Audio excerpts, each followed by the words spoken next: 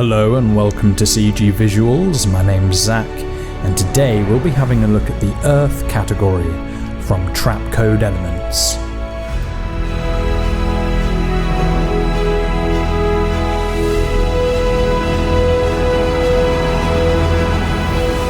So starting off in After Effects, we'll go Open Project, navigate to the Trapcode Elements folder that you would have downloaded, and we'll navigate to the Earth Generator Presets folder.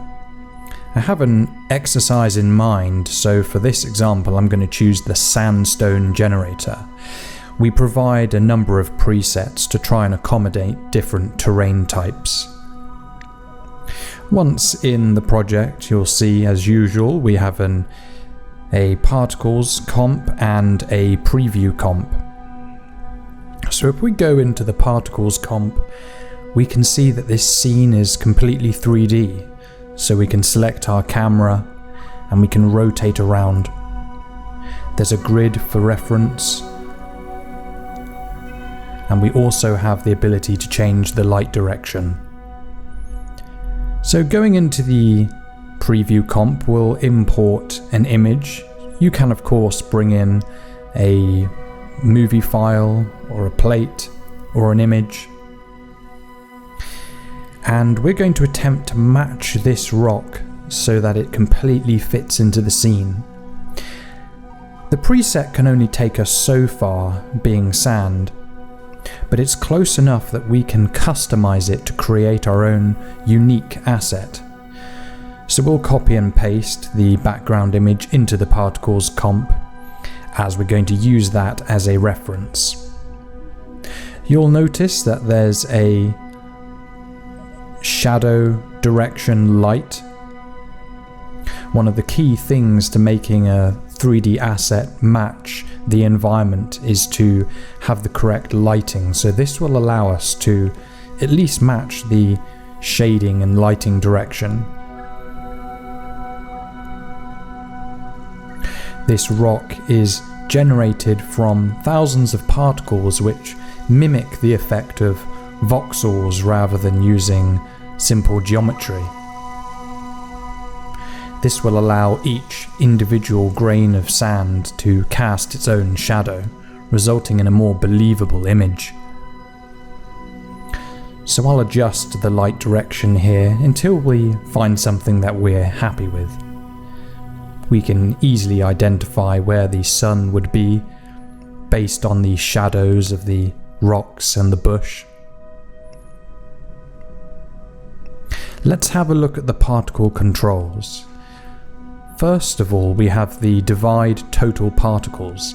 If we reduce this number from 4 to 2, it will essentially double the number of particles. Likewise, if we change it from 4 to 8, we will halve the number of particles. Doubling the number of particles will increase the render time, but will result in a more realistic result.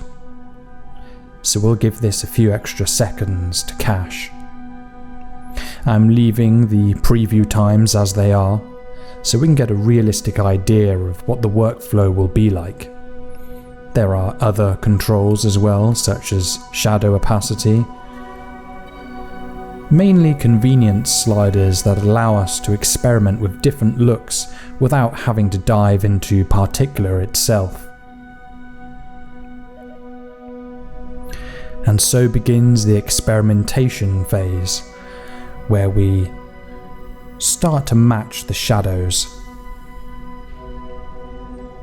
Using the snapshot button is a good way to toggle between different looks to see if the changes we're making are improvements or taking away from what we want. We also have a proxy simulation. Sometimes it's nice just to see what the geometry will look like.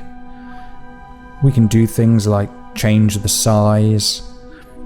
We can even randomize the deformation to create completely unique results. You could even bring in a simple sphere and deform it to look like a rock. But as previously mentioned, we have a vast OBJ library. Combining that with the deformation options and the OBJs and the shaders, we can achieve a very large number of different results. So let's go back to the main effect. We'll go into the project window, and when this finishes loading, we'll experiment with some different rock models.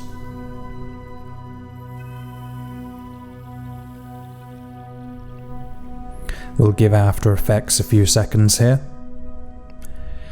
So let's, just while we're previewing different models, we'll divide the particles by 4. That'll make things just a little bit quicker. We'll keep this enhanced result when we're ready to move forward.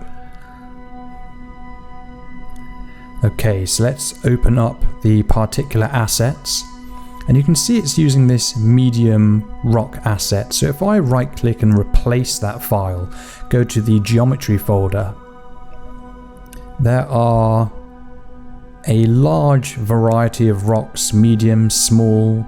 We have blocks, we have all sorts of different shapes. We could create pebbles. We'll import some of these. It's going to replace the model that Trapcode was using to generate all of the different particle layers. So we can see this one's a more simple square shape. Let's try one of the large rocks.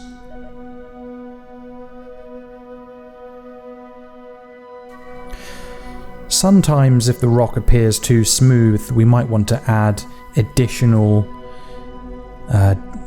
deformation with the random turbulent options that we have. We can make smooth rocks, we can make rough rocks. So let's have a look at a few more of these.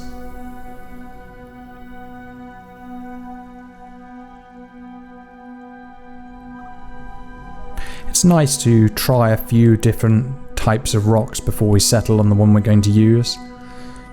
Although I like the original placeholder rock that was loaded, so we'll stick with that.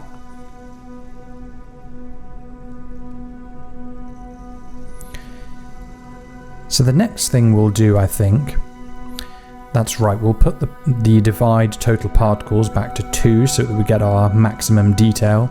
If we divided it by 1, we would have an insane amount of detail, but that would be good for a close-up shot where the rock has to hold up in the foreground. Or if we were to increase the total size, mass, we might need more particles to fill out the space. So we've gone to the preview comp here, and we're going to have a little play around with the shadows. We are going to take this asset into another project, so this really serves as just a way to just see what the asset will look like when it's combined with a simulation. So we'll experiment with a few of the different options here.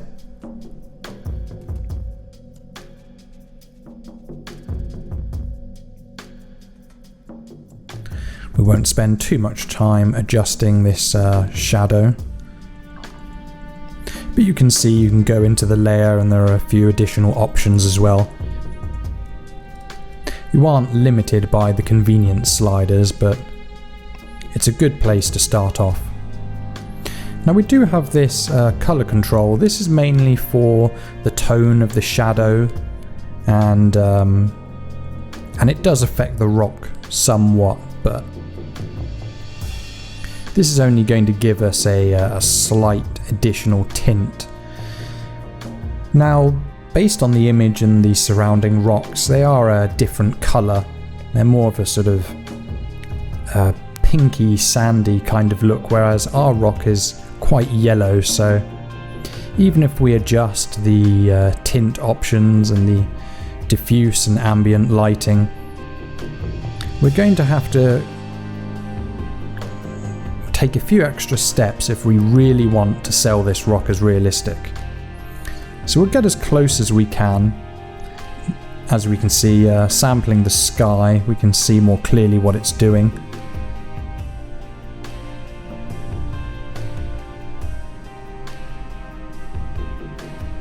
We also have some specular options here.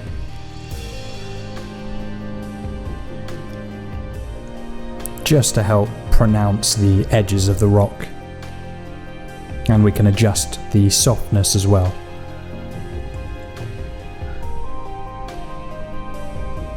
Again, using the toggle button there to switch back and forth between our snapshot.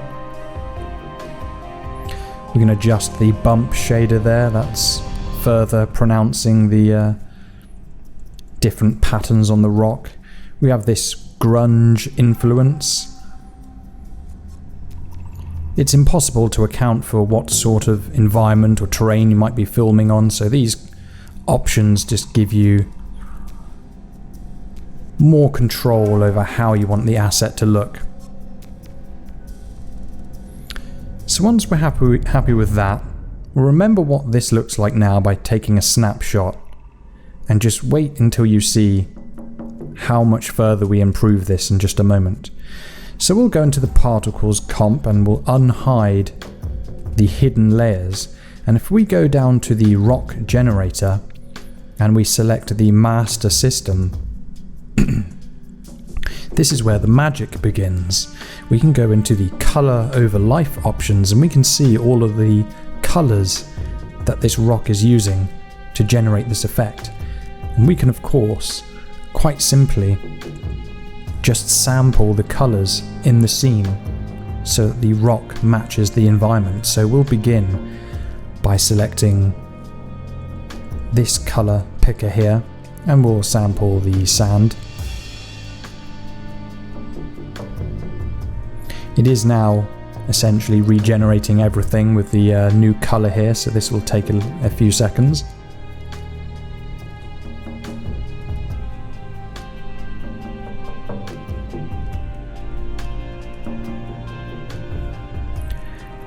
And let's see what this looks like once it's finished updating. So we're definitely getting closer. I think we need to go and adjust all of the other options as well.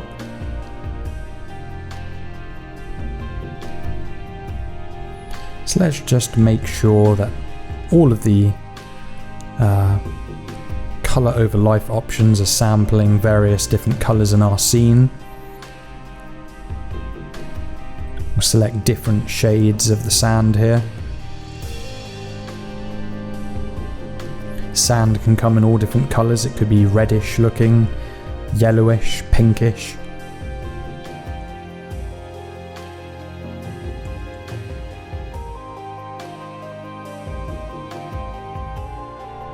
So let's wait for that to update and we'll see how much progress that has made.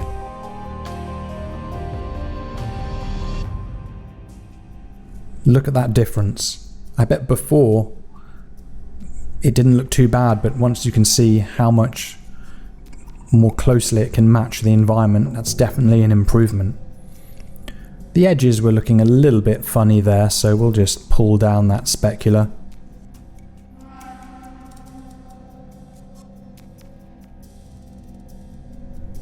So it's getting closer. We want it to look as realistic as possible. So there are a few more things we can do. Obeying the basic laws and principles of compositing, we need to match the black levels. The shadows of the rock shouldn't be black, but should be inheriting the bounce lighting as the light, the blue light from the sky bounces off from the sand. It becomes a sort of purplish, bluish color. So let's sample some different colors for the shadows.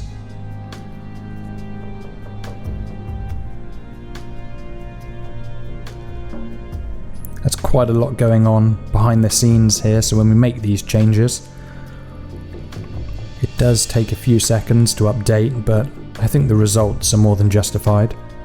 Wow, just changing the shadows has had a huge impact.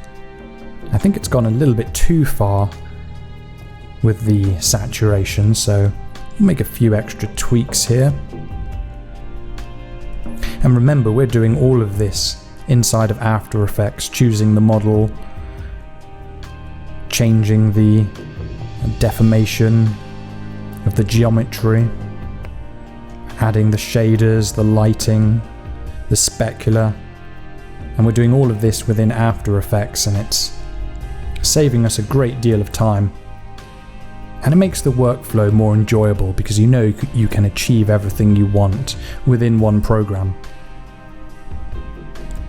So me being the undecisive compositor that I am, I'm still experimenting, making small tweaks here.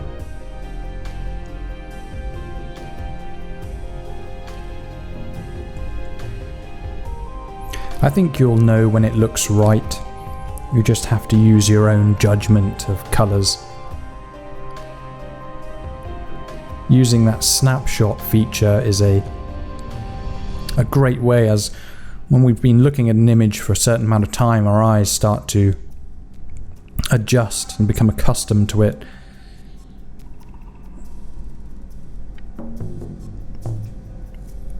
So back in the particle controls here, now that we've made these colour adjustments, I might try to increase the darkness of the shadows here. I notice that the rocks on the right hand side are a bit more shaded. They do have more shadows though, and there would be more opportunity for this rock to be illuminated, so it doesn't have to be quite as in shadow as the rest of the rocks, but I think those tweaks there are starting to look okay. We'll unlock the layers here.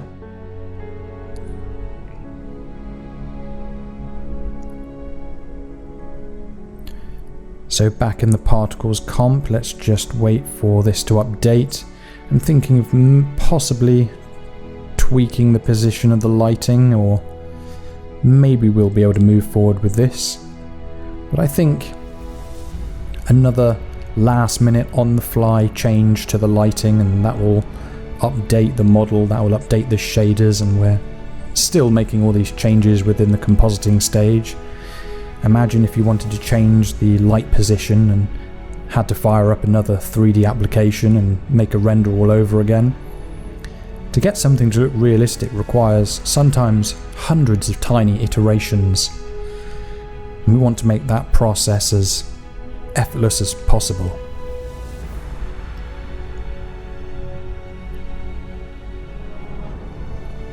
I'm trying to decide whether we've gone too far with the shadows here. Maybe we'll pull those shadows down a bit more.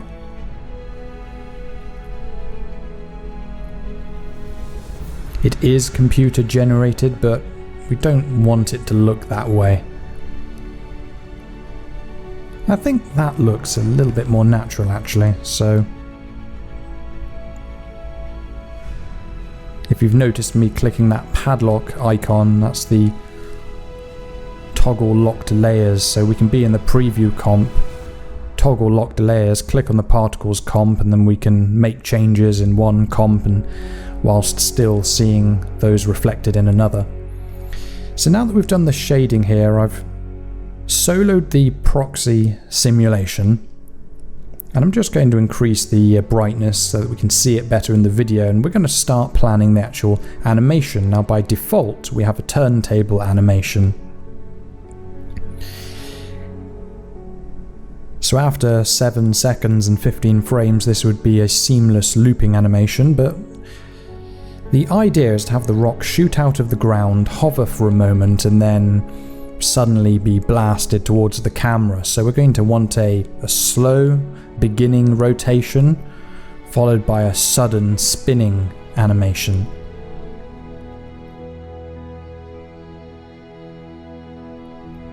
So we'll start making these keyframes here. We can see what this looks like. We obviously wouldn't want to look at the main full quality simulation if we're just trying to get the animation right. We want to save time wherever we can. So I think you get the idea here. I'm going through making these keyframes. I won't subject you to every tiny little tweak I make, but with your shot, depending on what is happening, and a lot better to judge as well if you have an actor who's actually performing some kind of martial arts. That can really inform the animation, but I finally settled on an animation I like.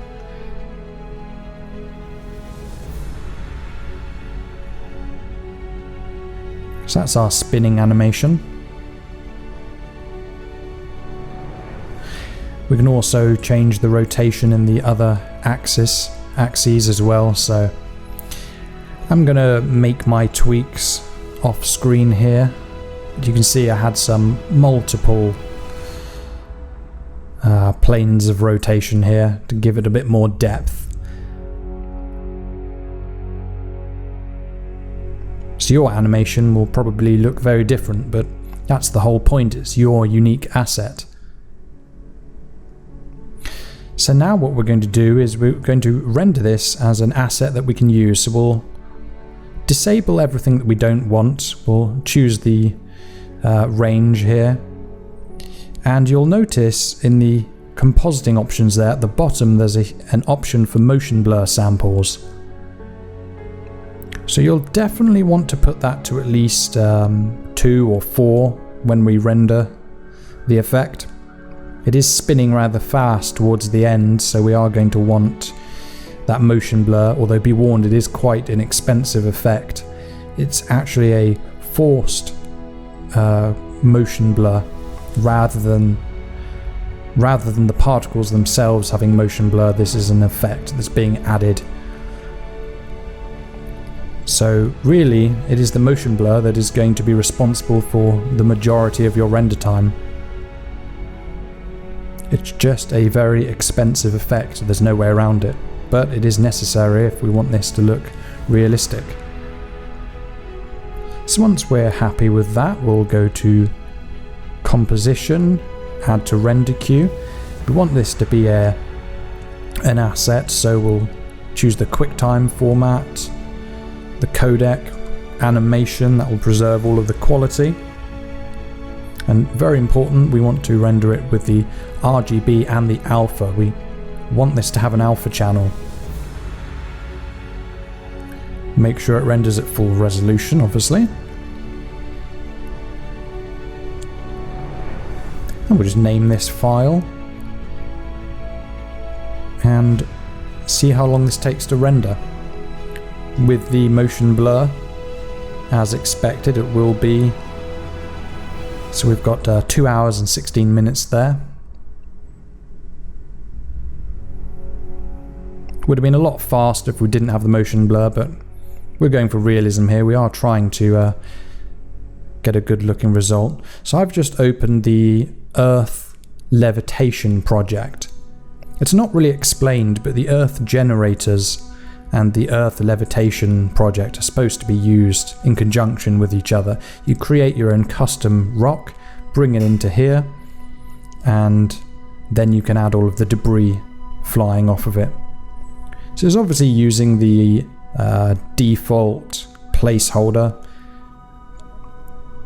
The lighting and everything is set up so that it looks correct with that bright grey room, so it's probably going to look unrealistic when you drag an actual image. So if we just solo the proxy simulation, we don't want to have to preview all of the particles just yet. We can just line up that grid. You can see the placeholder animation.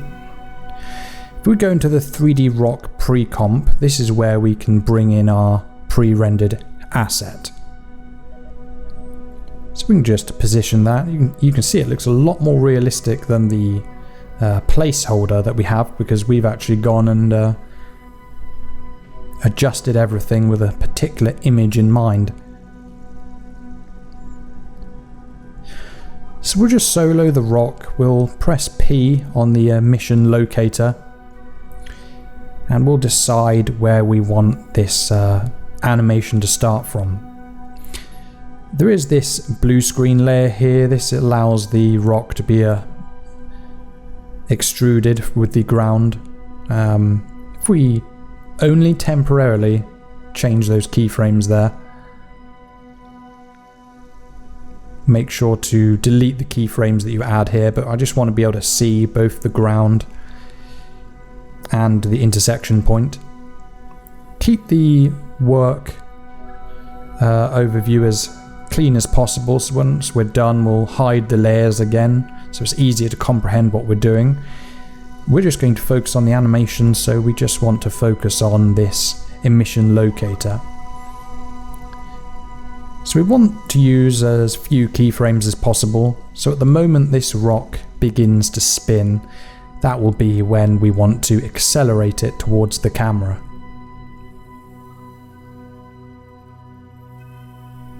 So we can use these controls here. So you might get to this stage and we'll play back the animation, and there's a few issues with it. It can be quite tricky to get that seamless animation that you want. We want it to look like it's affected by gravity, we want it to feel like it has its own momentum. But if we just go by what we've created here, we'll see there's a number of issues here. The rock is jolting backwards. It has all these strange kind of curve modifiers, which doesn't really help. Now we can of course use these orthographic views and make these changes here. It will improve how it looks. We will be getting closer to what we want, but there's a certain level of, I suppose, professionalism in the animation that we want to achieve, and we're not really going to be able to achieve that just by dragging these points around. We're going to have to get a little bit more technical. If the animation doesn't look right, it's just, you know, people are going to notice it, that the rock just isn't moving how you'd expect it to. So it's not too bad, but look, it sort of hovers, it jitters for a second, it slowly moves down. You know, we need to fix that, and this is where we get a little bit more technical and we'll start using graphs. But without these techniques you'll probably get frustrated with the using these keyframes here. So let's properly fix this now. We'll click on this graph editor here, we'll go separate dimensions, and we'll zoom in a bit, give ourselves some room. So we can see on the Z axis here, if we extend this curve out, and we'll make sure that this is a nice linear point here.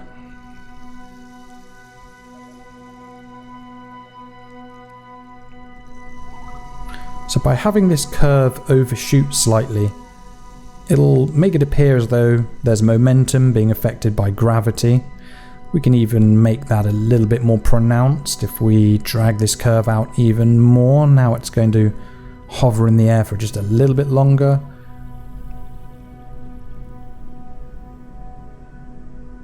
And that's a lot more pleasing to the eye. So definitely keep note of what we did there. If you're having your own animations using these techniques, will just allow you to get an animation that just conveys the weight and the movement that you want. So now let's start previewing some of these rocks that are coming off of our asset here. They're not going to look realistic straight off the bat because we need to color correct them. Before we worry about how they actually look though, we'll go into the particle controls here. There were some placeholder keyframes, but I'm just going to start from scratch and show you what we did. So I've started off with the velocity with a burst of 500. As the rock goes up, we reduce that to about 100, so that by the time the rock reaches its height, the rocks are mainly just falling off rather than exploding. And that can be the case until we have our impact here. So I've gone from 500 back down to 100 again. I want them to look like they're exploding. That's not really enough, so let's increase that to 1000. And now, as the rock flies towards the camera, these smaller pebbles will explode off. We can randomize the simulation if we want, but I think we'll be able to get a good result here. This is the emission rate from speed. The faster this rock moves, the more debris will fly from it. There'll be more debris at the start, and then we want to reduce that so that only a few rocks are falling off of the main asset. Make a few tweaks to that. It's very, very fast. This is using just a basic bounce physics model, but it sort of mimics what a rigid body system would look like. It's obviously a lot cheaper. The rocks won't actually interact with each other, but the way the sim has been set up is we have a different simulation for where the rocks hit the ground. As we build all of these particle effects up on top of each other, and we can make it look like it has more physics than it actually does. So in terms of trying to get these rocks to match the scene, we can get part of the way there with this color tone. It really isn't going to get us the result we want just by using this though. If we were in a much darker scene, we wanted to darken the rocks, we could use the rock gamma slider. But I think it is best just to go to effects, color correction. We'll go full res here and we'll add our tritone. And we just get a much better result if we just use our eye and select these colors manually.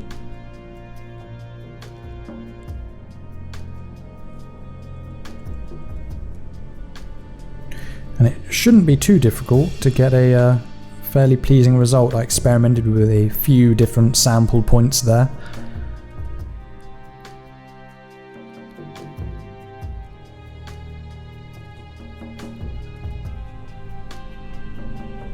Trying to decide how dark or bright I want the rocks to be. Then I'll also add a levels effect, and if we place this levels effect before the tritone, we won't have to worry about over saturating the colours, and we can just worry about the black and white points that way.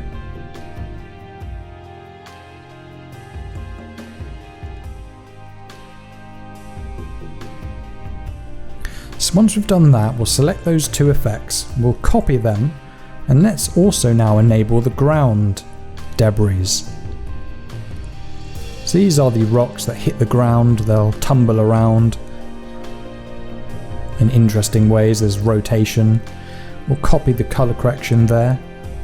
Could probably make those a little bit darker in hindsight. We can also just go into the auxiliary settings here. I thought they were a little bit large, but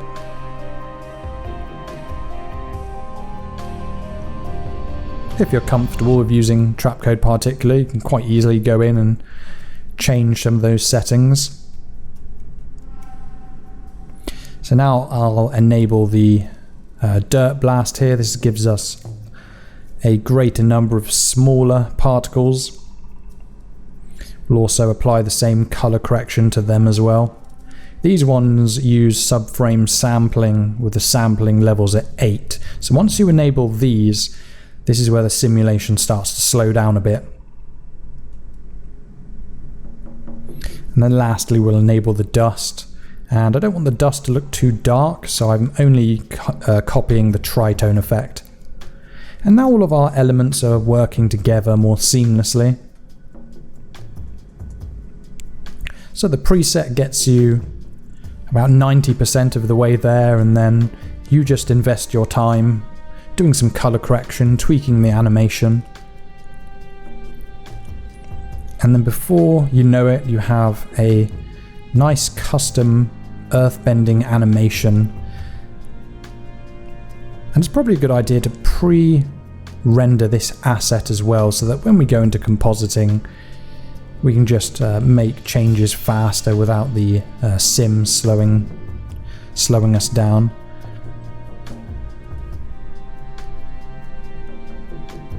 Make sure it has an alpha channel, and then we'll pre-compose this asset. We could just go into the export comp with a live simulation, But imagine if you had multiple rocks, multiple effects, maybe combine some additional dust from the earth, from the airbending effects, add some fluid simulations. I've done that with some of the compositing shots. I like to bring in the air manipulation project that we worked on last time, just import that project into this and create a nice fluid sim for the smoke, and then that adds even more believability to it. So I'm just cleaning up the project a bit here, make sure I'm keeping everything in folders. So this will be a lot faster to preview.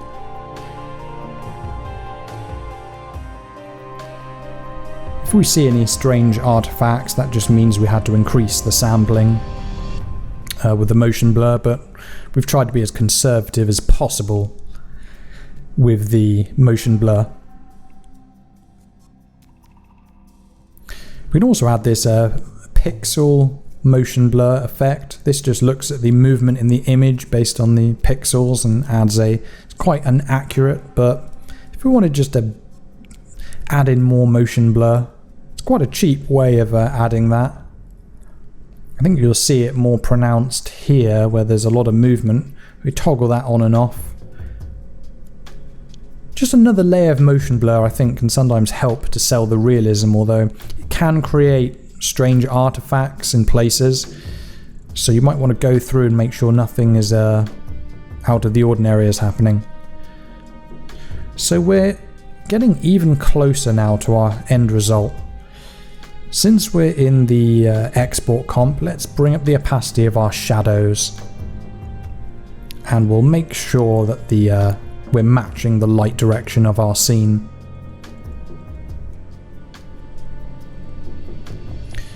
So I'm going to adjust this light until I get the position I like.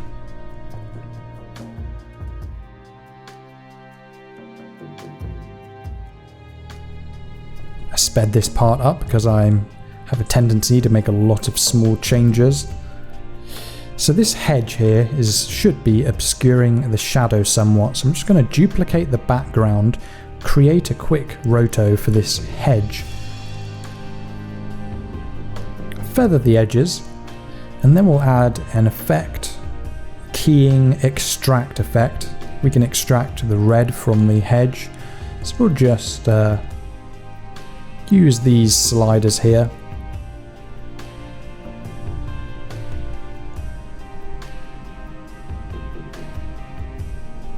I didn't even know this hedge was going to be in the way, but here we go. Now if we go into the mask parameters, we'll go to the expansion option and we'll just change this to where we think it should be.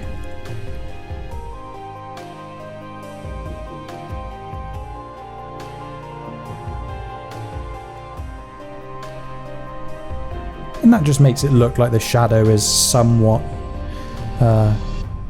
interacting with the hedge as well. Okay, so that's one thing that we've fixed. We did take quite a lot of time to match this rock, but you know, one last opportunity just to make, you know, changes to the color here.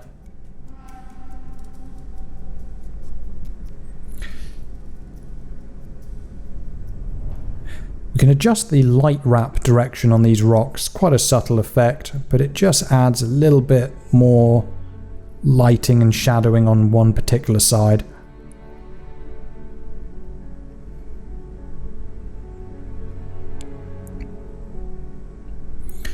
Just to demonstrate, we still have these tint effects here. It's quite an organic process, just constantly changing sliders. In the span of this 45-minute tutorial, we're probably going to witness hundreds of small iterations upon iterations until we get the look that we want. Now, I've also included a download link in the description of this video to this small impact craters.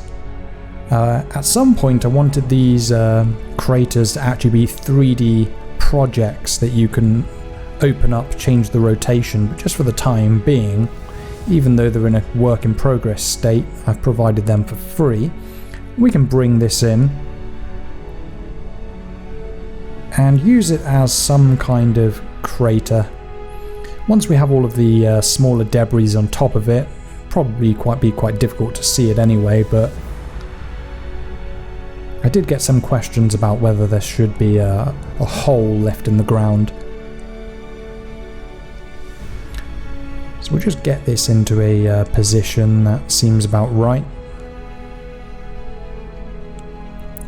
Let's start by doing our tried and tested Tritones Effect. I think you've seen me use this quite a few times now. Midtones, highlights and shadows.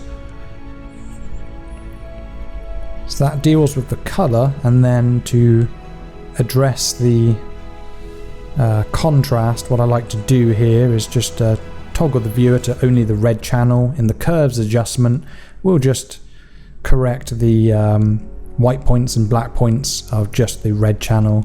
Go to the green channel, do the same thing here, so we don't get distracted by colour. We're just looking at a black and white image and making sure that the contrast is correct. And to prove that that actually worked, that's the difference we just made. It's really starting to look like it belongs in the scene now. That only took us a few seconds. Let's go a step further and add a bevel alpha. We'll adjust the light direction here. Increase this thickness to about 40. Bring that light intensity down. Still a bit too much. Let's bring that down just a little bit more. Bring that below the tritone. So that's adding a little bit more depth. And then we'll just finish it off with a drop shadow.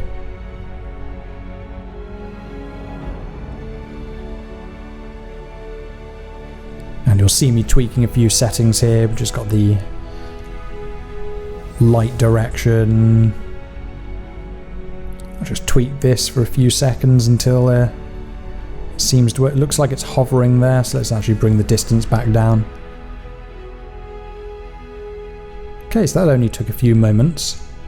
So that gives us some kind of interaction with the ground. I think the best way to animate this, rather than just fading it in, we'll create a mask. This shadow here is starting to annoy me, so I'm just going to quickly address that. I've selected the shadow cast floor. I'm just going to bring that up, keyframe the position, go forward a few frames.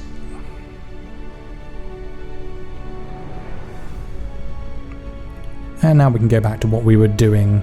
We'll create a mask for our crater here.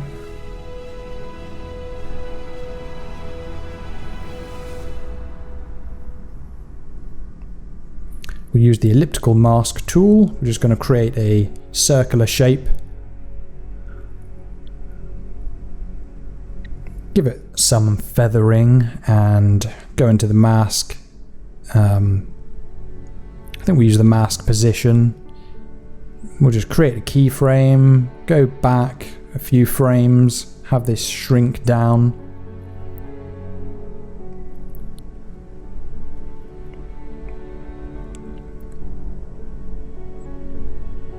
And we'll leave it at something like that. Okay, so after making some tweaks, we can play this back and just see what is happening. Probably notice I've added some camera shake as well. It's not too bad, although there are a few little issues that I've noticed. There's a few little tweaks I also made as well. I've just copied the plate and I just added this tiny little bulge with a little mask just for a few frames using this CC Bender effect here. You can see it's just a really subtle effect. So you can have a go at doing something like that yourself. I also added a hand-placed little contact shadow here. Just a solid with a dark kind of blue colour. And I just use this mask here just to add a little bit of additional shading.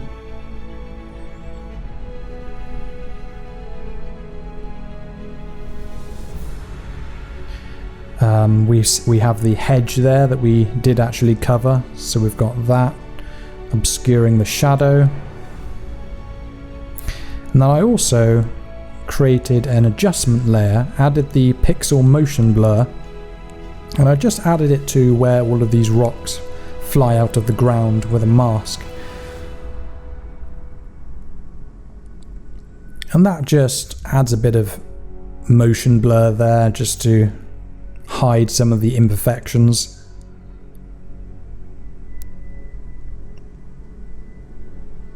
And here's the camera shake that we added. Just a bit of animation. So going back, I think there's a few little things I wanted to fix. Our pixel motion blur actually malfunctioned on the edge here, so I just had to go into the composition opacity, and just create a keyframe for where it messes up at the edge of the screen here. And just turn it off at the point where everything breaks. I also noticed that our small dirt particles were kind of being occluded by the ground particles. So what I did is I actually duplicated the dirt particles and its alpha matte, just placed it above the ground particles. I went into the physics settings and disabled the floor layer. And then I created a keyframe for the opacity, so at the point where those particles are being occluded, I just added an additional layer just to try and hide that effect. I also went into the camera here and simply just enabled depth of field, just a single checkbox.